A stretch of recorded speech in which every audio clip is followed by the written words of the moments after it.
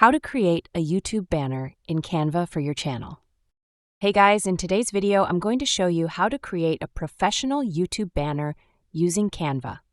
So make sure to watch this video till the end, and let's get started. Head over to canva.com and log into your account.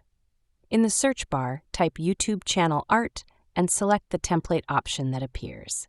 Browse through the templates and pick one that fits your channel's vibe, whether it's tech, beauty, gaming, or lifestyle. Once the template opens, start customizing the text with your channel name, tagline, or upload schedule. You can change fonts, colors, and sizes to match your brand. Make sure the most important info is placed in the center of the design. That's the safe zone, visible on all devices. You can also upload your logo, add images, or use Canva's free elements and backgrounds to make it stand out. When you're done, click Share and download it as a PNG file. Now go to your YouTube channel and upload your new banner.